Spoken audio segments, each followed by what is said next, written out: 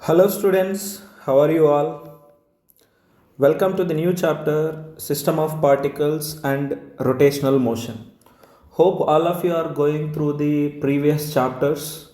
So, I've solved all previous year NEET questions. You just go through all the remaining videos also. It will definitely boost up your problem solving skills in physics. Okay. Majority of the students are struggling to understand system of particles and rotational motion numericals, and not only to understand, to solve also.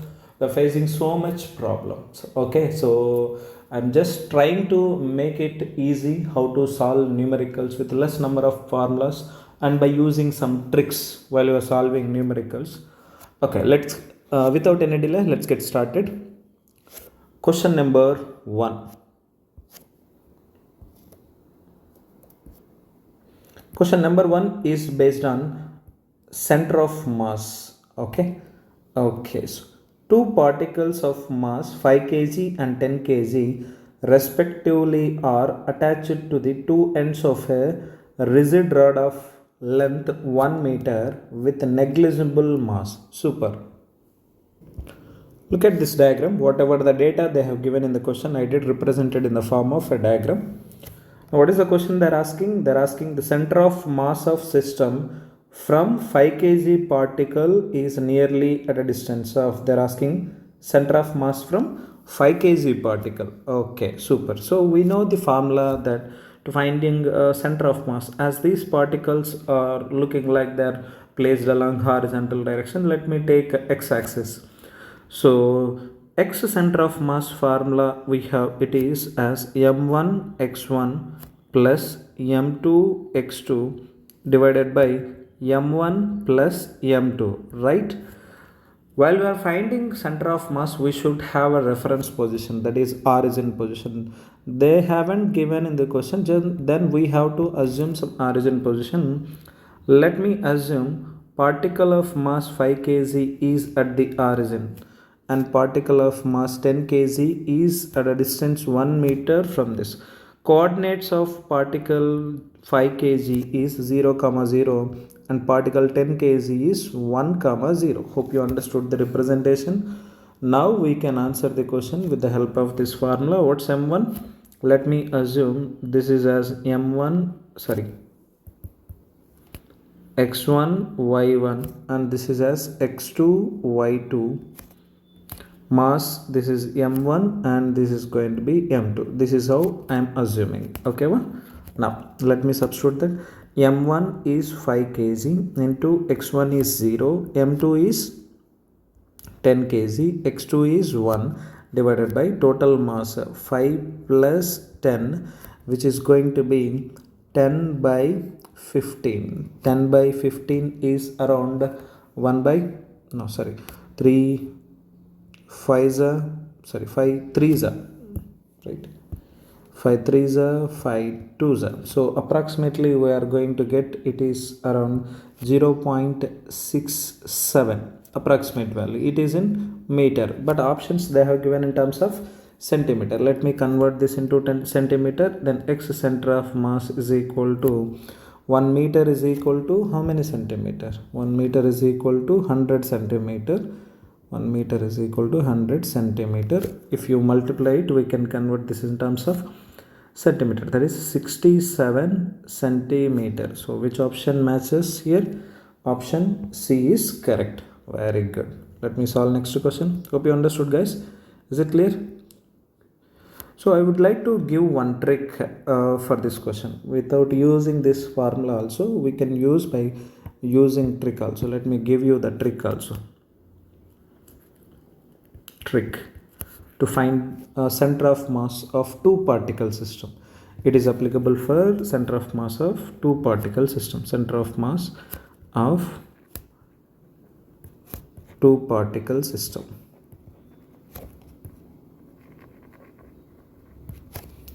So let me represent those masses. Mass 5 kg. Let's say m1 and m2 are two particles separated by some distance d. Then to find out center of mass from m1. Center of mass from m1. and I have a formula, that is I am representing it is as R1. R1 is equal to, if you are finding center of mass from M1, you just take opposite mass, that is M2. M2 into total distance of separation is D divided by sum of the masses M1 plus M2. So this is the way to find out center of mass. Now center of mass from M2, center of mass from M2, formula same. If I want to calculate R2, I will select opposite mass, which is M1, distance of separation D divided by total mass M1 plus M2. So this is the way to answer center of mass questions.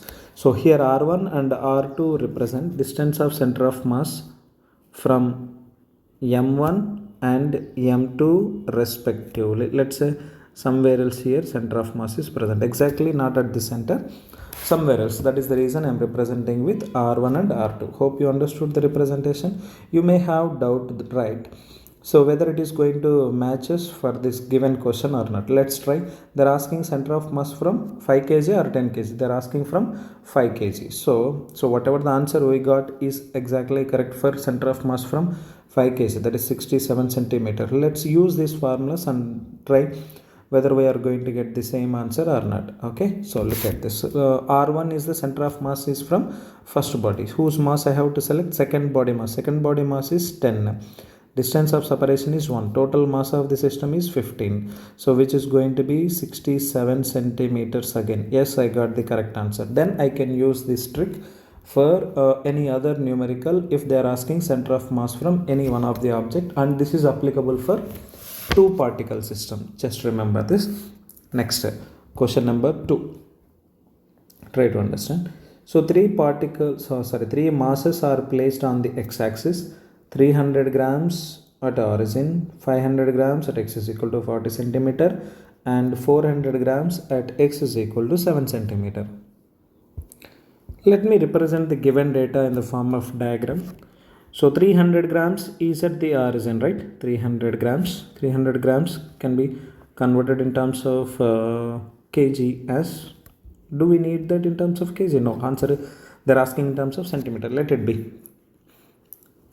If you want to change, we can convert it. Let's change it later. So it is at the origin. Next, 500 grams at 40 centimeter. 500 grams at 40 centimeter. 40 centimeter is from the origin, remember. So 40 centimeter. Then what about coordinates of the second particle? It is at 40, 0. It is in centimeter. Next. So what about last particle? Last particle is of mass 400 grams. And this 400 grams is at 70 centimeter. 70 centimeter is in the sense it is from the origin. Remember that 70 centimeter from the origin. That means what's the coordinates of third particle? Coordinates are is going to be 70, 0. So this is how the given system. What's the question they're asking? The distance of center of mass from the origin. Okay, distance of center of mass from the origin, in the sense they're asking x center of mass. X center of mass formula m1 x1 plus m2 x2 plus m3 x3 divided by m1 plus m2 plus m3. So this is how we have to represent the masses of the system. Okay, what about m1? This is m1. Coordinates of m1 are 0, 0, m2 and m3. So this is x1 y1, x2 y2, x3 y3. Next, m1 is 300 grams into x1 is 0 plus m2 500 grams into distance, position, x2 is 70 or 40. It's 40. Next, m3 is 400, x3 is 70 divided by, let me add total mass, 300 plus 500 plus 400. It is going to be 700 plus 500, 1200, right?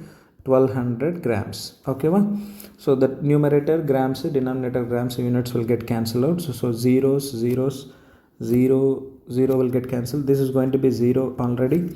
So final answer I'm going to left with is 5 into 4, 200 plus 4 sevens 280 divided by 12, and it is going to be 480 divided by 12, which is equal to 40 centimeters. So this is the answer, 40 centimeter from the origin. So which option is correct? Option A is correct. Very good. Hope you understood. Next, question number 3. So in question number 3, they gave two bodies of masses 1 kg and 3 kg have position vectors. Okay, they have given different position vectors. They're asking center of mass of this system has a position vector. We have a formula. So that is third answer is position vector of center of mass, or center of mass has a position vector, or center of mass is equal to m1 r1 bar plus m2 r2 bar divided by m1 plus m2. So for position vector and for position, formula is going to be same. Even velocity and acceleration also we are going to get the same formula. They have already given mass m1 position vector r1. Let me substitute them directly. m1 is 1 kg, r1 bar is I cap plus 2j cap plus k cap plus m2 is 3 into second vector r2 bar is going to be minus 3 I cap minus 2j cap plus k cap divided by, so what's the total mass of the system they have given? Total mass of the system is 1 kg plus 3 kg, it is going to be 4 kg. Super. So it is going to be 4 kg. Now let me substitute this. This is I cap plus 2j cap plus k cap minus 9 I cap plus, not plus, we are going to get minus on that, minus 6j cap plus 3k cap divided by 4. Okay, so minus I cap plus I cap, it is going to be minus 8 I cap. Next, minus 4j cap plus 4k cap divided by 4. So which will give you minus 2 I cap minus j cap minus k cap, sorry, plus k cap. This is going to be the answer.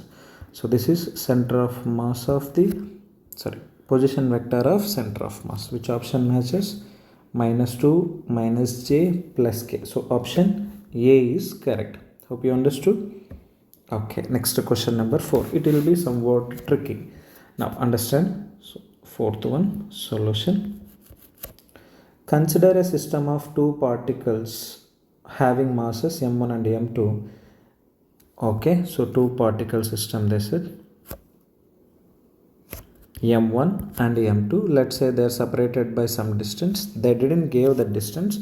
Let's say distance of separation is some x. Okay, or you can take a or any other variable. Okay, if the particle of mass m1 is pushed towards the center of mass of the particles through a distance d. Okay, super. m1 is pushed towards right. m1 is pushed towards right by a distance d. Okay, then what happens? What distance would particle of mass m2 move so as to keep the center of mass of the particles at the original position? Super. What is the distance I should shift particle m2, particle of mass m2, so that center of mass doesn't change? So first of all, decide in which direction I should displace m2 so that center of mass doesn't change. If I displace it is towards right, center of mass location shifts from original to final, right side. Its center of mass location shift towards right. So that is the reason I should shift m2 definitely towards left by some other position, let's say d dash, and this is what I have to find out. Hope you understood the representation. They said center of mass is going to be same, right? Let me give you a actual procedure, then I will explain you the trick how to answer it in less time. Okay, so the actual procedure is, first of all, case 1. In case 1 I'm going to find out center of mass. Okay, so first of all, let me find out center of mass from m1. I've already given a trick. While you are finding center of mass from m1, you have to select opposite mass. that is m2 into distance of separation is x divided by m1 plus m2. So this is going to be center of mass from m1.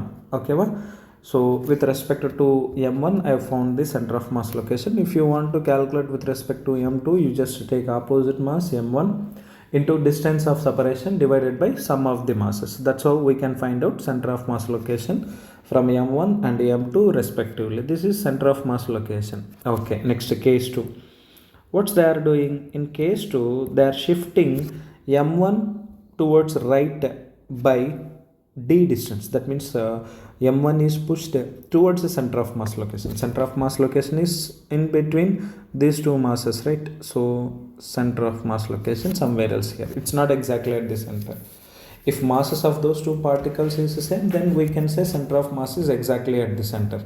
Now m1 is displaced towards right by d distance. Then what should be the displacement of m2 so that center of mass is going to be at the same location? Definitely it should be shifted towards left. If you shift towards right, center of mass also moves towards right. Don't do that. So it must be left. So right side, left side directions we are going to take with respect to sign. Right side it is going to be positive, left side it is going to be negative. Okay. Now center of mass is going to be same or different? Center of mass is going to be same. X center of mass, which is equal to, now positions are changed. Okay, so let me represent those positions with the help of diagram. Observe the diagram which is given shown in below figure. So m1 is displaced towards right by d displacement or d distance. So coordinates of that m1 particle, new coordinates d comma 0. So while m2 is shifted towards left, so it is shifted by d dash. What is going to be remaining distance of m2 from the origin? It is going to be x minus d dash is the new coordinate of m2 comma 0. With the help of these coordinates, let's find out center of mass. They said center of mass is same, right? Is there any change in center of mass? No change in center of mass. Very good. Which is equal to m1 into d plus m2 into, so what's the coordinate? It is going to be x minus d dash divided by m1 plus m2. What about x center of mass? It is the same as earlier, which is equal to m2 into x divided by m1 plus m2, which is equal to m1d plus m2x minus m2d dash divided by m1 plus m2. Super. So from this we can cancel out these two things.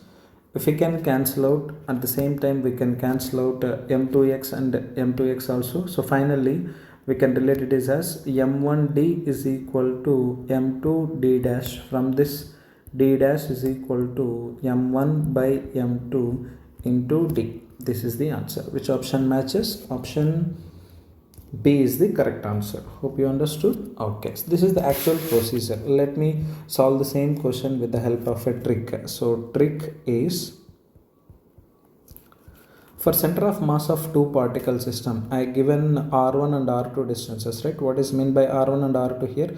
Look at this one. r1 is distance of center of mass from m1. r2 is distance of center of mass from m2. So we understood. In this case itself, there is a trick called m1 r1 is equal to m2 r2. We can use this trick. This rule is followed because center of mass location is always nearer to a weighted body. That means we can write down mass of the particle is inversely proportional to center of mass location. We can write down, if mass is more, center of mass location is nearer, that means r. From that relation, that is m is inversely proportional to r.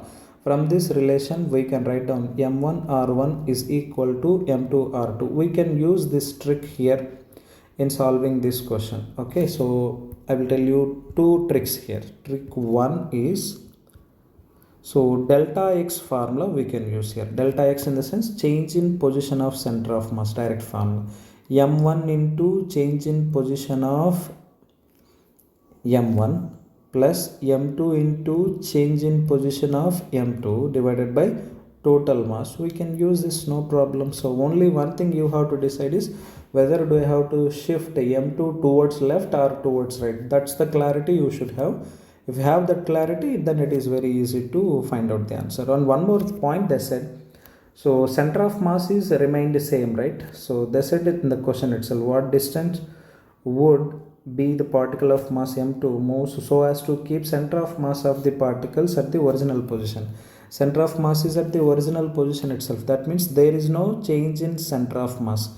Center of mass, change in center of mass is equal to 0. So that means center of mass is remained the same.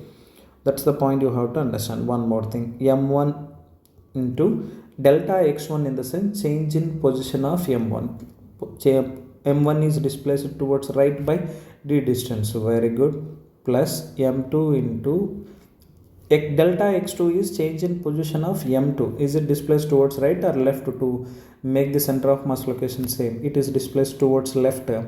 So by d dash displacement, that's the reason I am representing it with minus d dash divided by m1 plus m2. So m1 plus m2 goes here, it will become 0.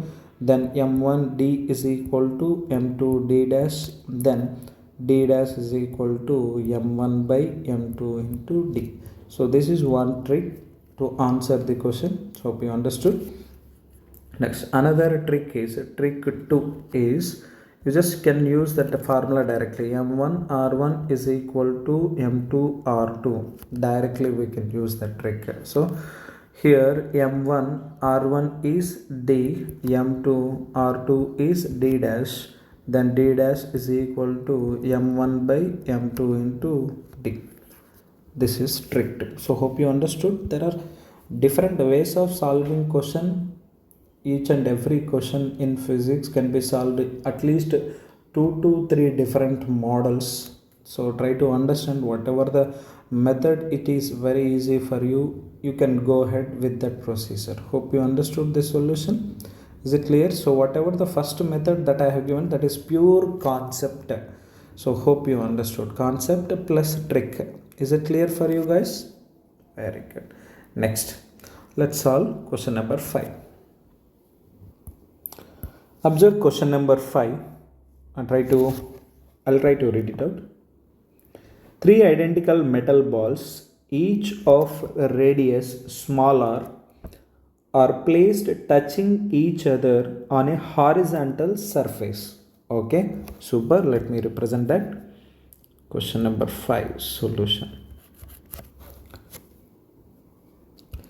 This is how they said. Okay, so 3 identical metal balls, each of radius r, are placed touching each other on a horizontal surface. Okay, such that an equilateral triangle is formed when centers of 3 balls are joined. Okay, let me represent that. So center of this, and center of this. If you join all those centers, an equilateral triangle is going to be formed. Okay, super. Then what's the question they're asking? The center of mass of the system is located at. Okay, so whenever system is arranged in the form of a regular body like this, then center of mass is going to be exactly at its geometrical center. This point is, now look at this line joining the centers of any 2 balls. No, it is not. Center of mass is exactly at the center of the regular body. So it is not along the any of 2 balls, line joining any of. So center of mass of one of the balls. No, it is wrong. It is not going to be center of any one of the ball. Okay, along horizontal surface, no meaning for this. Point of intersection of the medians. Yes, this point is correct. So this is the point where intersection of all these objects will happen. So this is where center of mass is present. Okay, I'll represent that note. Remember this point. The point is center of mass of regular bodies is exactly at its geometrical centers. Okay, as the center of mass of combined body will be at the center, right? That is going to be the center of mass location. Center of mass of regular objects.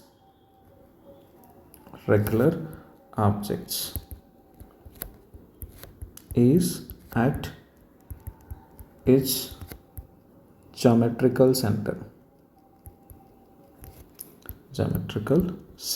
Okay, so what's the answer for this question? It is going to be last point, that is point of intersection of the medians. This is the correct answer. Okay, next question number 6. Question: the center of mass of system of particles does not depends on. Okay, super. Look at the first option, position of the particle. Does it depends on position of the particle? Yes, it does depends. What's the formula for x center of mass? Simple example I'm going to take. So question number 6 solution. Let me represent x center of mass first formula. So say it, respond to me. So it is going to be m1 x1 plus m2 x2 divided by m1 plus m2, right? Yes, it is. This is the x center of mass. So here they have given first option as position of the particles. Does it depends on position of the particle? Yes, it is. So first option is correct answer, in the sense it depends on center of mass. One more, relative distance between the particle. Yes, it depends. Based on that only we got the answer here. It is center of mass depends on relative distance between the particle. Next, option C, masses of the particles. Yes, if you observe this formula, it does depends on masses of the particles. Next, whatever the option left, that is going to be the correct answer, but we should understand what is the exact meaning of this. Forces acting on the particle. Generally, net force acting on any system of particles is going to be 0. That is the reason our last answer is going to be correct answer. Okay, so look at the next question. So 7th question, motion of center of mass. Next, question number 7. Two persons of masses 55 kg and 65 kg respectively are at the opposite ends of a boat. Super. Let me represent that. So two persons are standing at the opposite ends. Okay, one person is of mass 55 kg, another person is of mass 65 kg. Okay, the length of the boat is 3 meters and weighs 100 kg. Length of the boat is 3 meter and weight of this is 300. It's only what do you call, not 300, it is going to be 100, no? So it's going to be 100 kg. It's weight of the boat alone. Okay, what did they say? The 55 kg man walks up to 65 kg man and sits with him. Okay, if the boat is still in water, the center of mass of the system shifts by. Super. So the person is trying to move towards right? So he's trying to move towards right and he is sitting with the person who is of 65 kg mass. Now what's my question is there any external force acting on the system? This is the key point that you have to understand. Is there any external force acting on the system? No. If external force acting on the system is equal to 0, center of mass is location is also 0. It doesn't accelerate, it is at the same position. Center of mass doesn't shift by any other distance. So this is the key point. So option C is going to be the correct answer. Is it clear, guys? Next, question number 8. Hope you understood. So the point is net force acting on the system is 0. That's why there is no change in the center of mass location. Next, two particles which are initially at rest move towards each other under the action of their internal attraction. Super. So two particles are separated by some distance and they are trying to move towards each other. Did they mention mass of those two particles? No, they didn't mention. These two particles are moving because of internal attraction force or external force. They are moving because of internal attraction force. Internal attraction force. They are moving because of internal attraction force. Okay, so if they are moving because of internal attraction force, what about external force acting on the system? external force acting on the system is 0. Okay, if external force acting on the system is equal to 0, what about acceleration of center of mass? Acceleration of center of mass is equal to 0. Super. So you will answer this question based on this point also. Okay, so if their speeds are v and 2v at any instant, then the speed of center of mass will be, as acceleration of the system is equal to 0, velocity is going to be constant, right? That means whatever the velocity of the system initially, finally also velocity of the system is going to be same. Initially center of mass is, see, in two particles are initially at rest, in the sense their initial velocities are 0. So what is initial velocity of center of mass? Initial velocity of center of mass is equal to 0. So final velocity of center of mass is also same. That means 0. So final velocity of center of mass is equal to 0. This is the way we can answer. Net external force acting on the system is 0. Acceleration of the system is equal to 0. So velocity must be constant. Initial velocity of the center of mass is 0. So final velocity of center of mass also must be 0. Very good. Let's move on to the next question. Which option is correct for this question? Option B is correct. Next, a man of 50 kg mass is standing in a gravity free space at a height 10 meter above the floor. Okay, super. Question number 9. Solution. Try to understand the representations. Okay, so this is where he is. Let's say this is floor and the man is somewhere else. Here it is. So he is at a height of, what's the height? What he is at a position 10 meter from above the surface, right? Okay, super, very good. Now they said one more point. In a gravity free space, in the sense net force acting on the system, on that person, is going to be 0. So why it is 0? He is in gravity free space. This is the reason. He is in gravity free space. This is why net force acting on that person is 0. So if net force is 0, momentum is constant, right? Change in momentum is 0, momentum is constant. Okay, so we know one more thing. Mass into distance of separation is going to be same, right, for those particles? Yes, it is. Now look at this. He throws a stone of 0.5 kg mass downwards with a speed 2 meter per second. Okay, when the stone reaches the floor, the distance of the man above the floor will be. Super. Observe the diagram that I have represented. So this person who is at the position 10 meter above the ground, he is throwing a stone downward with 2 meter per second, right? Okay, now the stone reaches ground, then what is going to be the distance moved by this person? That's what they're asking. One question I'm asking is, what about center of mass? Is there any change in center of mass? Net force acting on the system is 0, right? Then acceleration of center of mass is equal to 0. Center of mass doesn't change.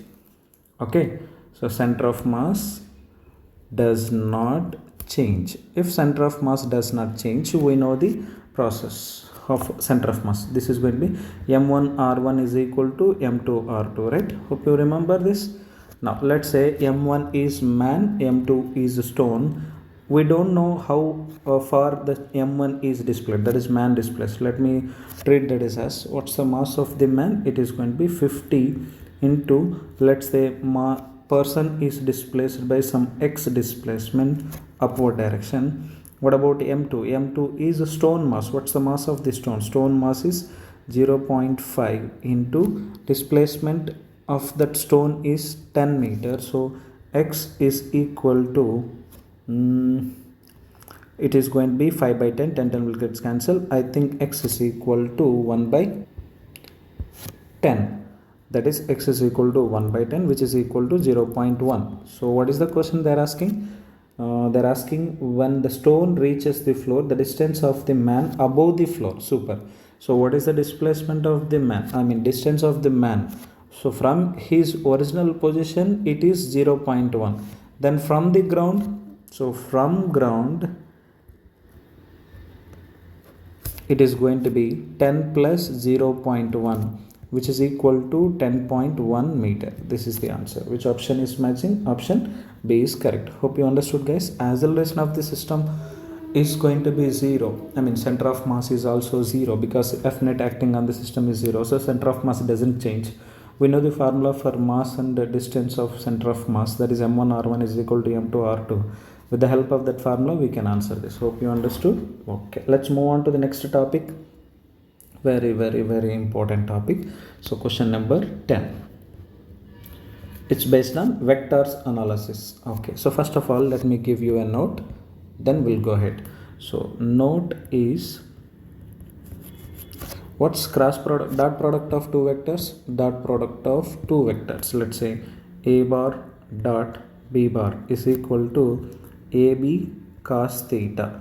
So is this going to be a scalar quantity or a vector quantity? It is going to be a scalar quantity. Dot product of two vectors is going to be a scalar. So what about cross product? Cross product is a bar cross b bar is equal to ab sin theta. So resultant of cross product of two vectors is a vector quantity. Then it is represented with n cap. So this is going to be magnitude and this is going to be direction. So resultant of a bar cross b bar is going to be a vector. Resultant of a bar cross a bar dot b bar is going to be a scalar quantity. Hope you understood. Now I have to find out the direction of n cap here. So let me represent here. So here it is. So if I say this is a bar and this is b bar, so let me represent C bar direction. That means C bar in the sense resultant of A bar and B bar. So let's say angle between A bar and B bar is theta. Now this is going to be the vector C bar direction. So this is how it is. C bar. It is perpendicular to this plane. Let's say this is plane. So C bar is perpendicular to plane containing A bar and B bar. Perpendicular to plane containing A bar and B bar, or else we can represent like this. Let me represent here. C bar is a resultant of A bar cross B bar. So here C bar is equal to A bar cross B bar. C bar is perpendicular to A bar. At the same time, C bar perpendicular to B bar also. So it is perpendicular to both A bar and B bar. That is the representation of C bar vector. C bar is a resultant of A bar cross B bar vector. Okay, ma. Hope you understood. So let me solve some numericals based on this vectors analysis. Okay. And one more point, whenever they have given two vectors A bar and B bar, we can find out angle between those two vectors with the help of dot product of two vectors. That is cos theta is equal to A bar dot B bar by A into B. By using this formula, we can find out angle between two vectors. That's the advantage. This is A bar dot B bar is dot product, A bar cross B bar is cross product of two vectors. Let us see. Okay, vectors A bar, B bar and C bar are such that A bar dot B bar is equal to 0. Super. Question number 10. A bar dot B bar is equal to 0. That means A bar perpendicular to B bar, right? Okay, next. A bar dot C bar is equal to 0. So what does it means? A bar is perpendicular to C bar also. Angle between A bar and C bar is also 90 degrees. Angle between A bar and B bar also 90 degrees. That means all these vectors are mutually perpendicular with each other. Then what is the question they are asking? Then the vector parallel to A bar. Okay, let me imagine three different vectors. One is A bar like this. Another one is B bar like this. Another one is C bar. Okay, so A bar and B bar lying on the same plane. Let me imagine like this. So this is a plane they are lying, or else we can represent like this. Here it is. Try to understand this representation. Angle between A bar and B bar, A bar and C bar is going to be 90 degrees only. Okay, super. Now what are the options? They are asking then the vector A bar is parallel to. Super. So first option, A bar cross B bar. If you take A bar cross B bar, you are going to give resultant vector C bar. First option. A bar cross B bar resultant is C bar. Is it parallel to A bar? No, it is not. So first option is wrong. Next, B bar plus C bar. Super. So second one is option B is B bar plus C bar is equal to one vector. You are going to get one resultant vector. That means you are going to get that resultant vector in between A bar, B bar and C bar like this. So if this is going to be resultant of B bar plus C bar, this is going to be B bar plus C bar. Is it in the same direction of A bar? In the sense, is it parallel to A bar? No, it is not. Then how can it is going to be a correct answer? This is also wrong answer. Next, question number C. So sorry, option C. So that is B bar cross C bar. Super. So if you find out cross product of B bar and C bar, place your four fingers along the B bar vector and rotate in the direction of C bar vector. You are going to get the direction of resultant vector, that is thumb indicates A bar vector. Yes, it is correct. This option correctly matches. So whatever the representation I am being pronouncing, try to understand that whenever you are trying to find out direction of a cross product, you just place four fingers of your right hand along the direction of first vector, rotate in the direction of next vector, then thumb indicates direction of resultant vector. So option C is correct. Okay, what's the option D? They said B bar and C bar. See, is it parallel to B bar and C bar? No, it is perpendicular to both the vectors. So option D is wrong. So which option is correct? Option C is correct. Is it clear, guys? Understood?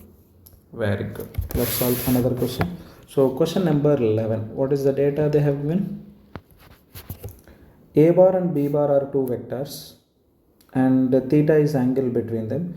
If A bar, magnitude of A bar cross B bar is equal to root 3 times of A bar dot B bar. Okay, so magnitude of A bar cross B bar is equal to dot product of A bar and B bar. Okay, root 3 times of dot product. Okay, super. So what is the formula for cross product of two vectors? Here it is, I have already given AB sine theta, right? But we need only magnitude. Then represent it is as AB sine theta, which is equal to dot product of two vectors is AB. They didn't give magnitude for this, right? Okay. It is a scalar quantity. No need to take again magnitude. It is going to be AB cos theta into root 3. AB will get cancelled. Bring this cos theta towards left. It will become tan theta. Tan theta is equal to 3. At what value of theta you are going to get tan theta is equal to root 3 and theta is equal to 60 degrees. This is the answer. Which option matches? Option D is the correct answer. Is it clear, guys? Very good. Next, let's move on to the next question. Question number 12. So in question number 12, they have given data, theory data. That is, if the angle between vectors A bar and B bar is theta, the value of the product B bar cross A bar dot C bar is equal to. Super. Just now I did explain. Let me consider two vectors A bar and this is going to be B bar vector. These are lying in one plane. So while we are finding B bar cross A bar, so if you are finding B bar cross A bar in the sense, so resultant vector is going to be downward or upward? Resultant vector is going to be downward. I told you follow the reference direction, place your fingers along first vector, rotate along next vector, thumb indicates direction of resultant vector. This is going to be B bar cross A bar direction. Is it clear? Next. So what's the question? They're asking B bar cross A bar dot A bar. So what is angle between B bar cross A bar and A bar? It is going to be 90 degrees. So dot product of these two vectors, it is going to be B bar cross A bar, and B bar cross A bar is perpendicular to A bar. That's why B bar cross A bar dot A bar is equal to 0. Hope you understood. Dot product of two vectors is 0 if they are perpendicular with each other. B bar cross A bar is perpendicular to A bar, then dot product of those two vectors is going to be 0 only, right? Understood? Very good. Next, which option is correct here? Option D is correct answer. Next, question number 13. Let us see what's the data they have given. In question number 13, cross product of two vectors A bar and B bar is equal to root 3 times of dot product of those two vectors. But this one already we solved, but extra they are asking magnitude of A bar plus B bar. Okay, so magnitude of cross product of two vectors A bar cross B bar is equal to root 3 times of dot product of two vectors A bar and B bar. So this is going to be AB sine theta, which is equal to root 3 into AB cos theta. So what's the answer we got in earlier case? Tan theta is equal to root 3 and theta is equal to 60 degrees. This is the answer we got, but they did extended this question. But what's the question they're asking? They're asking magnitude of A bar plus B bar. What's the formula for addition of two vectors magnitude? It is going to be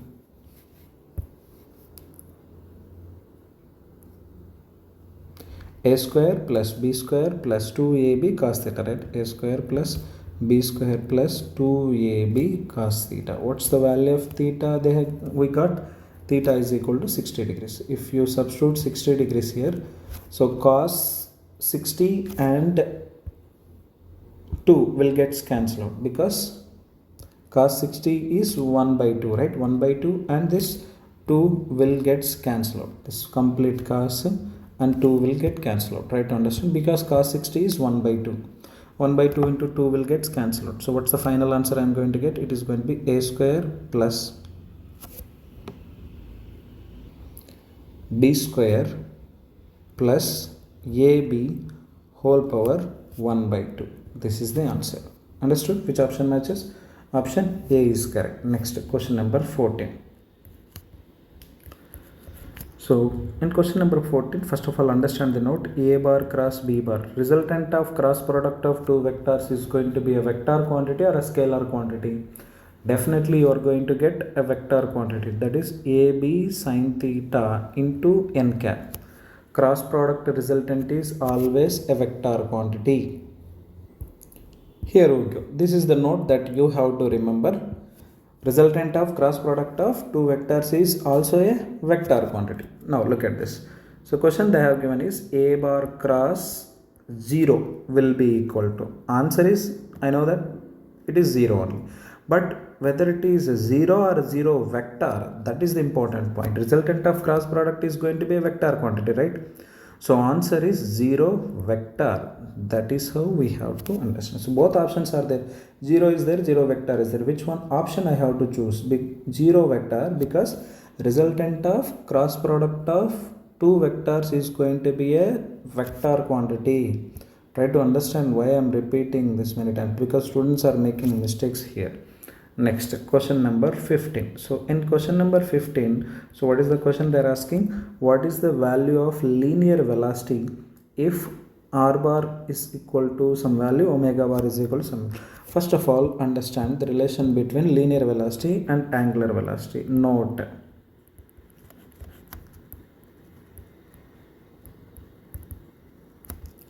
relation between linear velocity and angular velocity.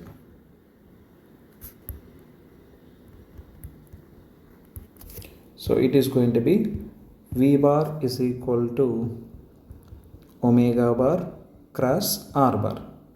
Remember this, V bar is equal to omega bar cross R bar. Cross product of omega bar and R bar will give you V bar. So sometimes if omega bar and R bar are perpendicular with each other, then that is theta is equal to 90 degrees, then we can simply replace V is equal to R omega. V is equal to R omega formula is applicable only when omega bar and R bar are perpendicular with each other. Otherwise, we have to prefer this formula, that is V bar is equal to omega bar cross R bar. Let's say, let me answer this. They have already given R bar. So first of all, let me write down omega bar. Omega bar is equal to 5 I cap minus 6 j cap plus 6 k cap r bar is equal to 3 I cap minus 4 j cap plus k cap. Now they are asking cross product of two vectors. So we know how to find out cross product of two vectors. V bar is equal to omega bar cross r bar, which is equal to, we have to represent in the form of a matrix, that is I cap, j cap, k cap. So first represent first vector coefficients, that is omega bar is the first vector here in cross product. So plus 5 minus 6 and 6, next 3 minus 4 and 1. So this is how we have to represent first. Then we should go for sign analysis, that is plus minus plus. Okay, don't forget this representation. Let me answer this question. So if I select I cap, I have to eliminate this column and this row. Then whatever the elements I am left with, for them I have to find out determinant. That is the process.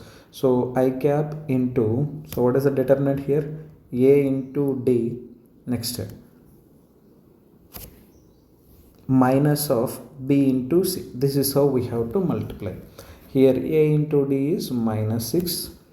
So already minus will be there. So 4 into 6, 24. It will become plus 24. Understood? This is the way we have to represent. I hope you understood. Next.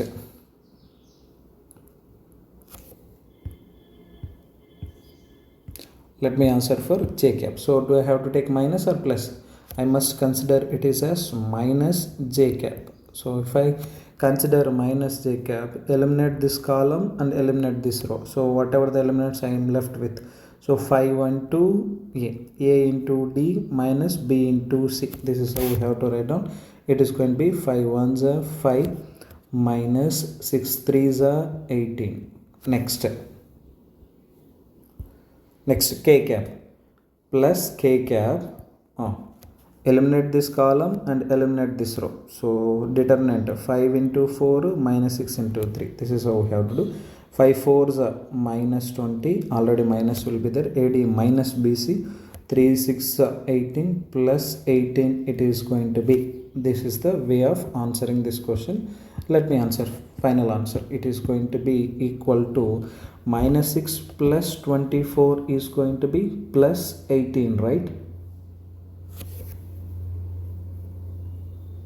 Yes, it is. It is going to be 18 I cap. Next. So 5 minus 18 is going to be minus 13. Minus of minus, it is going to be plus 13 j cap. Next, minus 20 plus 18, it is going to be minus 2. Answer is minus 2 k cap. So be careful while you are answering this question, because each and every sign and the way how you are representing, everything will decide your answer. Which option matches here correctly? Option B is the correct answer, right? Next, question number 16. From this onwards, we are going to solve numericals based on torque and angular momentum. Before solving these numericals, I would like to give a note. So cross product of two vectors is also a vector quantity, right?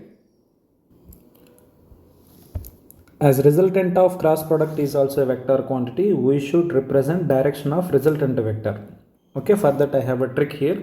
So let's say it is clockwise and it is anti-clockwise direction.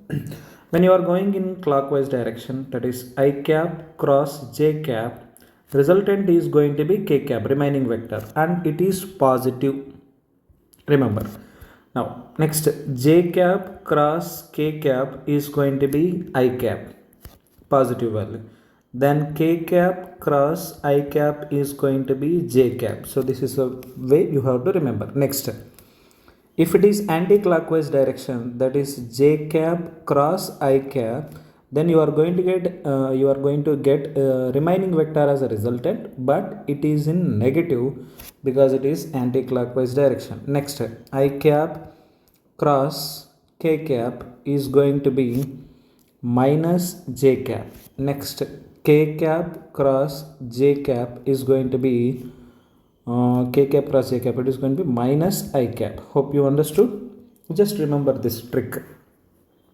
Next, let me solve this 16th question. What's the question they are given? Find the torque about the origin when a force of 3 j cap newtons acts on a particle whose position vector is 2 k cap meters. Super. So force given as 3 j cap newtons, position vector is given as 2 k cap meters. Now I need torque. So torque is equal to R bar cross F bar, right? So which is equal to 2 k cap cross 3 j cap. Resultant of 2 and 3 is going to be, it's a multiplication, right? So 2 3 is a 6. But I k cap cross j cap, we have to observe. K cap cross j cap, it is going to be, here it is. It is going to be minus I cap. So this trick will definitely help you while you are solving numericals. Just remember it. Minus 6 I cap is the answer. Which option matches? Option C is the correct answer. Is it clear, guys? Okay, next question number 17. Let me solve this. So understand the data. So the moment of force, in the sense, moment of force is nothing but a torque. Remember, another name for torque. Moment of force is also called as torque. Okay, F is equal to, F bar is equal to 4 I cap plus 5 j cap minus 6 k cap at 2 comma 0 comma minus 3 about, this is important, about 2 comma minus 2 comma minus 2. This is what they are asking. I need to find out moment of force at, they have given some position, that is 2 comma 0 comma minus 3 about a point they are asking, that is 2 comma minus 2 comma minus 2. That means this is going to be R1 bar, you have to write it, with respect to which we are finding torque, and this is going to be R2 bar. So finally resultant position vector R bar can be replaced as R2 bar minus R1 bar, which is equal to, let me represent in the form of vector also. It can be replaced as 0 I cap, 0 minus of minus plus, plus 2 j cap minus 3 plus 2, it is going to be minus k cap. So this is R bar vector. Now I have R bar and F bar. Now I have to find out torque. What's the formula for torque in terms of R and F? R bar cross F bar or F bar cross R bar? R bar cross F bar. Now let me represent that. So we have to represent in the form of determinant, right? I cap, J cap, K cap. First vector coefficients. First vector coefficients in the sense R bar coefficient. It is going to be 0, 2, minus 1. Next vector coefficients are 4, 5, minus 6. First vector coefficients are R bar, second vector coefficients are F bar. And one more thing, you should remember this, plus, minus, plus. Okay, let me answer this, which is equal to I cap. If you know this, just answer to me carefully. It is going to be, these two we have to multiply, right? So it is going to be 2 into minus 6 minus 1 into 5. This is the way to answer. Next, minus j cap. What should I have to multiply?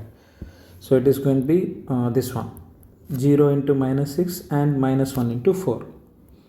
0 into minus 6 minus 1 into 4. Next, k cap. So for k cap, which one I have to multiply?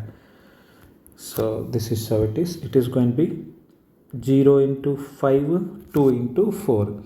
K cap into 0 into 5 minus 2 into 4.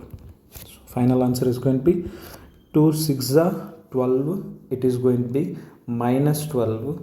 Minus of minus, it is going to be plus. Minus 12 plus 5 is going to be 7, right? It is going to be minus 7 or plus 7? It is minus 7 I cap. Next, minus 7, it is going to be 0. Minus of minus plus, again minus is there. So minus 4 j cap. Next, so it is going to be minus 8 k cap. This is going to be the answer. Which option matches here? Minus 4, minus 7, minus 4, minus 8. Correct? Option D is correct. Here it is. Super. Next, question number 18. Question number 18 solution. Force alpha I cap 3j cap plus 6k cap is acting at a point F bar is given, which is equal to alpha I cap plus 3j cap plus 6k cap, acting at a point R bar is equal to 2I cap minus 6j cap minus 12k cap. Okay, now what's the question they're asking? The value of alpha for which angular momentum about the origin is conserved. What's the relation between torque and angular momentum? Torque is equal to dl by dt. It's similar to force and momentum relation. So force relation with respect to momentum is dp by dt, right? So momentum is a vector quantity. Here L bar is also a vector quantity. It means L bar is an axial vector. Torque is also axial vector. The meaning of axial vector is they are acting along the axis of rotation. Okay, so we can relate here. They said L is conserved, right? L is conserved. What is the meaning of L conserved? Torque must be 0. Here also, if momentum is conserved, what does it mean, sir? Momentum is conserved in the sense net external force acting on the system is 0. So this is what we have to understand. This is the clue point that they have given. Now torque acting on the system is 0, right? We know R bar and F bar, then we can find out torque value and then equate it to 0. Okay, well, that is what the process we have to do. So let me represent in the form of matrix, that is I cap, J cap, K cap. First vector coefficients 2, minus 6, minus 12. Next alpha 3 and 6, plus minus plus. So don't forget this sign, plus minus plus. Now I have to find out torque, which is equal to, hope you understood previous two questions. I am writing directly here. I cap into minus 36 plus 36 minus J cap. It is going to be 12 plus 12 alpha. Next k cap plus k cap. It is going to be 6 plus 6k cap. Sorry, 6 alpha. Now from this we have to equate it to 0, right? So we are going to get two different types of components here. So it is going to be minus j cap 12 plus 12 alpha plus k cap 6 plus 6 alpha, and we have to equate it to 0, right? Let me equate it to 0. Torque is 0, right? That is the reason I'm equating these two to 0. So first of all, let me select J cap.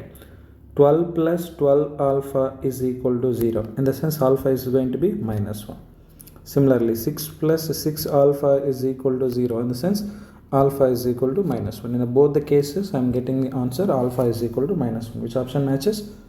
Option C is the correct answer. Is it clear, guys? Okay, next question number 19.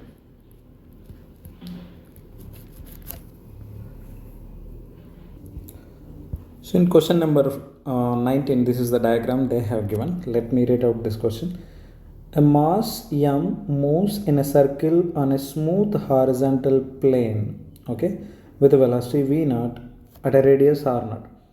The mass is attached to a string which passes through a smooth hole in the plane as shown in the figure. Okay, the tension in the string is increased gradually, and finally M moves in a circle of radius r0 by 2. The final value of kinetic energy they are asking. Super. Let me try this. What is the initial kinetic energy of the particle which is moving in a circular path here? Initial kinetic energy is equal to 1 by 2 m v0 square. Okay. Now later what happened? The tension in the string is increased gradually, and finally m moves in a circular radius of r0. r0 by 2. Radius is decreased. If radius is decreased, definitely velocity is going to change. because, or is there any net external torque acting on the system? External torque acting on the system is equal to 0. If external torque acting on the system is 0, that means they haven't given any data about external torque, right? That is the reason I am considering net external torque on the system is equal to 0. Then what about angular momentum? Angular momentum is going to be constant, right? Angular momentum of a point mass formula is mvr, which is also equal to constant. Now initial radius, final radius is different. Even though mass is the same, velocity of the particle is going to be different. Let me take those two different cases. It is going to be m v naught r, what's the first radius? It is r naught, which is equal to next m v dash, we don't know, next speed, into r dash. R dash is r naught by 2, right? So m r naught will get cancelled. Then what is v naught? V dash is equal to 2 times of v naught. Now what happened to mass? Sorry, velocity. Velocity is increased. Now tell me what is final kinetic energy. Final kinetic energy is equal to 1 by 2, mass is same, m v dash square.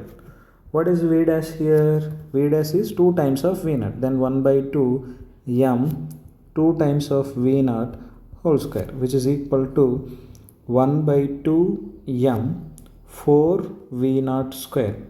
It is going to be 2. So finally, final kinetic energy of that particle is going to be 2 m v naught square. This is the way to answer. Got it? So which option matches? Option A is the correct answer. Very good. Next, question number 20. When a mass is rotating in a plane about a fixed point, its angular momentum is directed along. Very good. I told you already, angular momentum is an axial vector. It acts along the axis of a rotation. Okay. Question number 20, solution. Let me represent that in the form of a diagram. Look at this. Any particle, if any particle is moving in a circular path like this, then axial vector will be along its axis. This is how it is represented. This is the meaning of axial vector. Here it is. And it is represented through its axis. Observe carefully.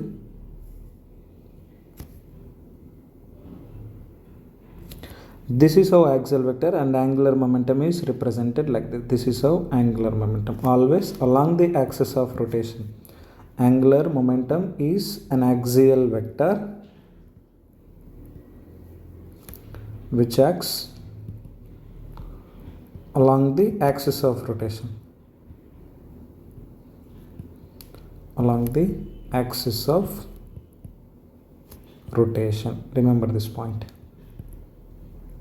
Is it clear? L bar acts along the axis. So here particle is moving in anti-clockwise direction. So if you want direction of the axial vector, you just place, rotate your fingers, 4 fingers in the motion of, place 4 fingers in the direction of motion of the particle. Thumb indicates direction of the resultant vector. That is nothing but axial vector. So here it is. They give first option, a line perpendicular to the plane of rotation. Yes, it is. This line is perpendicular to the plane of rotation. Yes, first option itself is correct. Line joining, line making an angle 45 degrees with the plane of rotation. No, it is not. It is making exactly 90 degrees with the plane of this rotation. Next, along the radius. No, it is not. It is perpendicular to the rotation. The tangent orbit. No, it is not. So it is along the axis of rotation. So first option itself is correct. Hope you understood this point. So option A is correct. Super. Next, question number 21.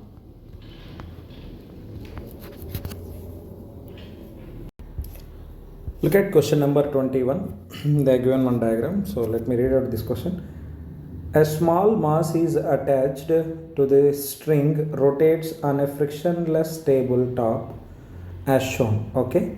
If the tension in the string is increased by pulling the string, causing the radius of the circular motion to decrease by a factor 2, the kinetic energy of the mass will be. This is the question. I think we already solved this question. So this is, here it is, question number 19 and question number 21 both are same, but only difference is here kinetic energy final I did represented in the form of mass and velocity. So without representing this kinetic energy in terms of mass and velocity, if you want to represent in terms of initial kinetic energy, then final kinetic energy can be replaced as 4 times of, from this I am writing this, okay. So without cancelling the 2 and 4, I am writing it is like this, 1 by 2 m v naught square. What is 1 by 2 m v naught square? Here it is, 1 by 2 m v naught square is the initial kinetic energy. So final kinetic energy is how many times of initial kinetic energy? It is 4 times of initial kinetic energy. So why not here 4 times of mv naught square? No, here try to understand the difference. So question number 21, they are asking in terms of initial kinetic energy increased by a factor of how many times? But in this case, question number 19, they are asking answer in terms of mass and velocity. That is the reason I did cancelled out. I didn't represent it in the form of initial kinetic energy. So if you represent in the form of initial kinetic energy, this is going to be the 21 solution. Got it? Very good. Next, question number 22. If F bar is the force acting on a particle having position vector r bar and tau bar be the torque of this force about origin, then. So what's the formula for torque? So already given a hint how to solve this 22nd numerical solution. The formula for torque is r bar cross F bar. Okay, we know this, and I have already discussed about cross product of two vectors. Torque is resultant of r bar and b bar, and it is perpendicular to both r bar and F bar, right? Already represented this. You can go through previous questions in vectors concept. So torque tau bar or r bar dot tau bar is equal to 0. Similarly, F bar dot tau bar is also equal to 0. What is the reason? Resultant vector of cross product of two vectors is perpendicular to those two vectors. That is the reason dot product of resultant vector and any one of those vectors is going to be 0. So which option matches? Option B is correct. Understood? Next, question number 23. So a particle of mass small m moves in the xy plane with a velocity v along the straight line AB. Okay, super. Let me represent the diagram. 23 solution. Mass m is moving in a xy plane, right? Okay, super. They said particle is moving along a straight line AB. If the angular momentum of the particle with respect to O, they're asking. Okay, let me imagine. So this is position O, and a particle is moving along a straight line like this. Okay, so particle of mass m. Let's say positions are A and B, different positions. This is how it is represented. Okay, so this is r bar m bar. What is the formula for angular momentum? Angular momentum L is equal to m v r. This r is r perpendicular. This is what we have to consider. Then which distance I have to consider? This is the distance I have to consider. This is going to be r perpendicular. Is r perpendicular is same in both cases A and B? Yes, it is same.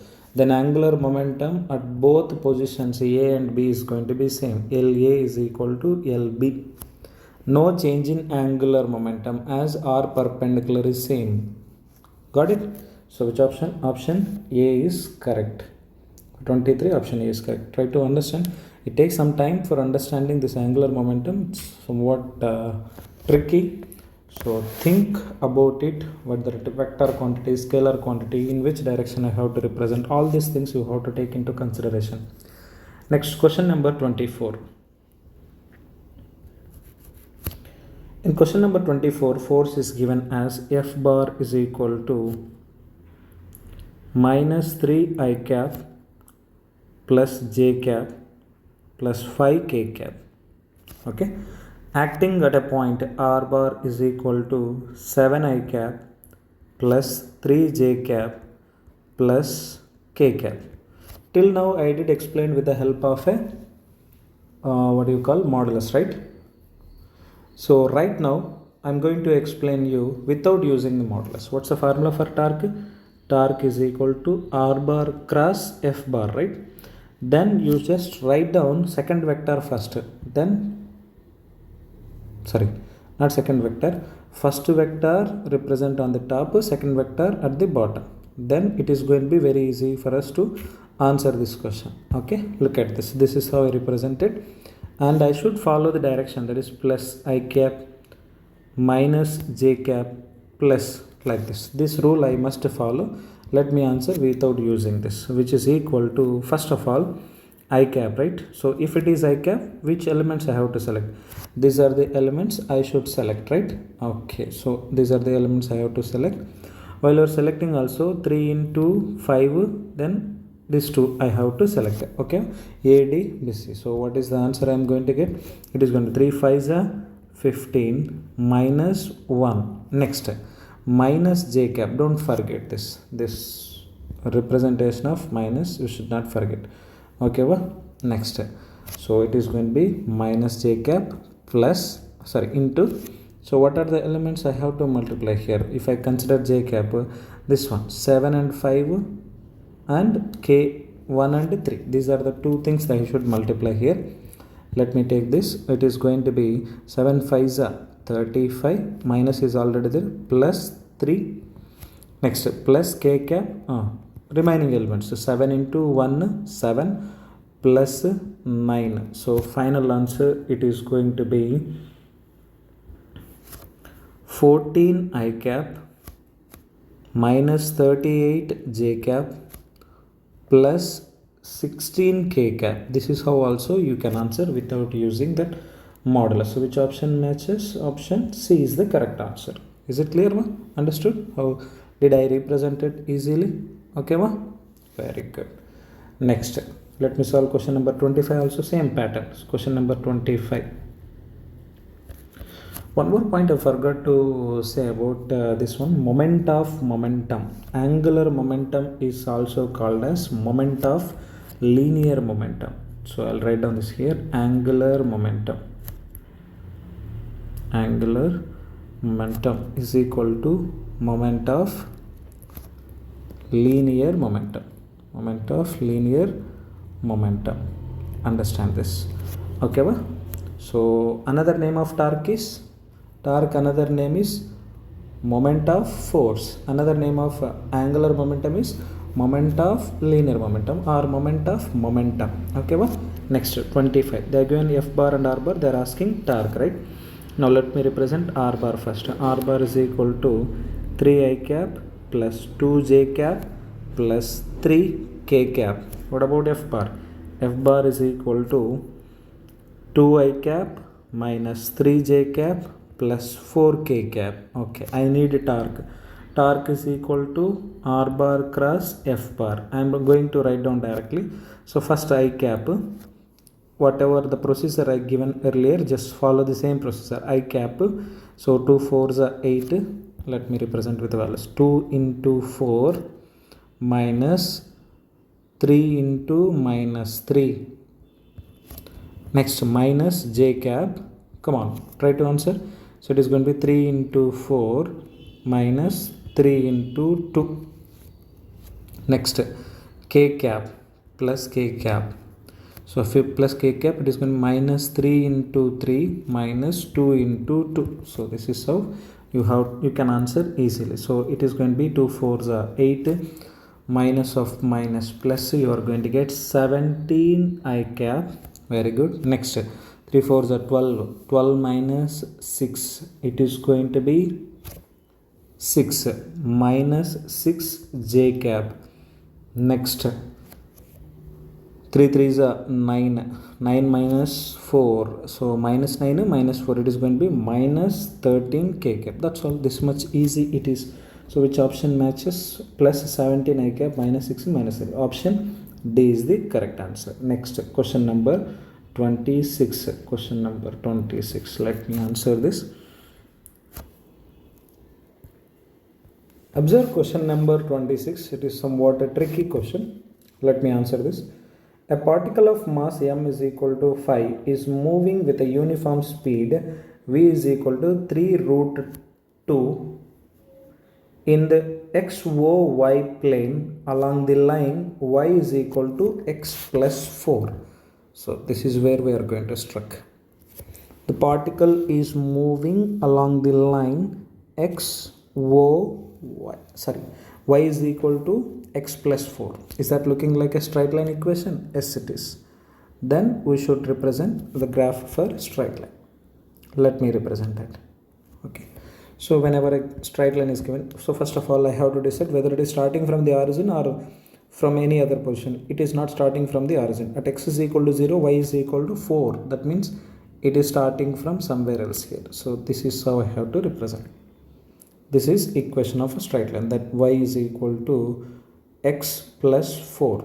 If you substitute x is equal to 0, y is going to be 4. That means graph is starting from, at x is equal to 0, it is starting from y is equal to 4.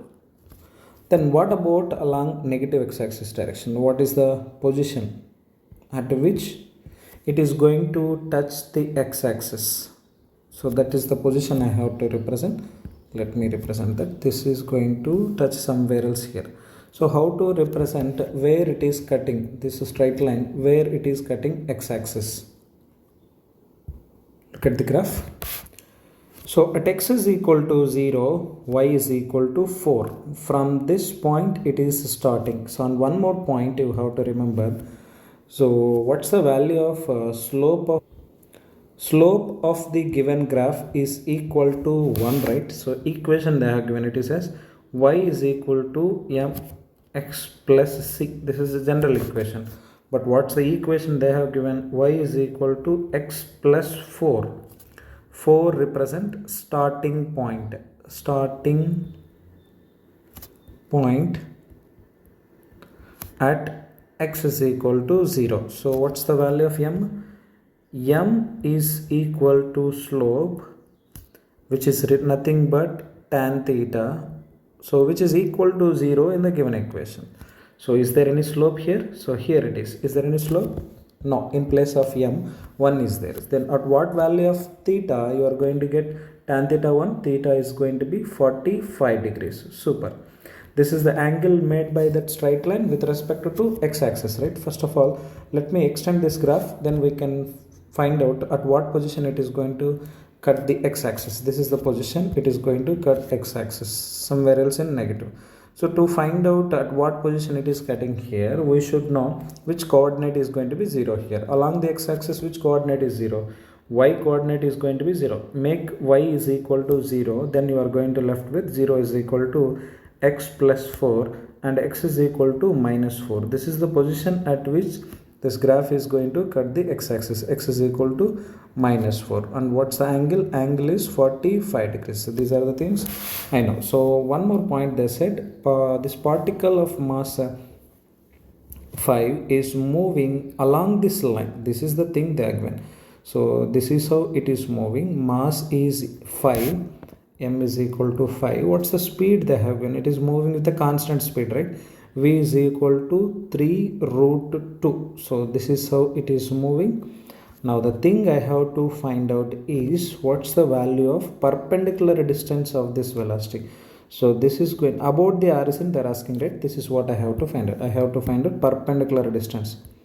Here I am representing, try to understand. This is the perpendicular distance of that velocity. This is what I have to calculate. Okay, so if this is 45 degrees, adjacent and opposite sides are both are same, right? Okay, so now I have to find out this value. So this is also going to be 4, right? So here it is, this value. So this is the starting value, which is equal to 4. Now let me divide this into two components. So this is also 45 degrees, right? So if this is 45 degrees, I can find out adjacent side and opposite side. Opposite side is going to be 4 sine 45.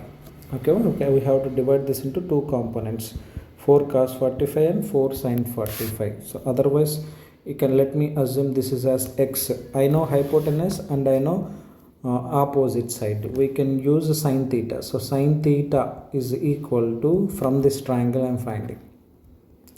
So sin theta is equal to opposite side by hypotenuse. Opposite side is x, hypotenuse is 4, then x is equal to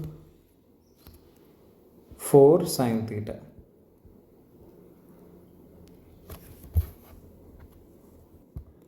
This is the value which is equal to perpendicular distance, that is r. Okay, so finally angular momentum L bar is equal to mvr.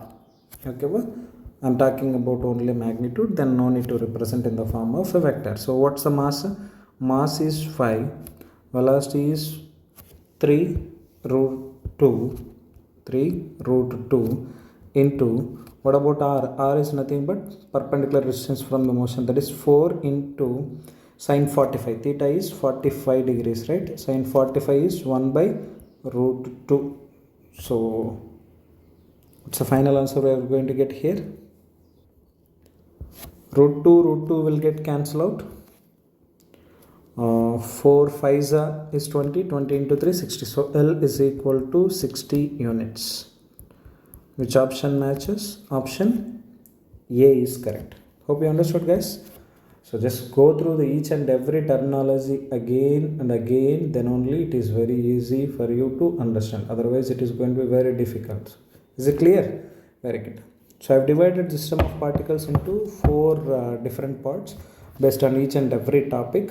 So with the patience, just go through all the numericals. It will definitely boost your knowledge. Thank you. Have a nice day.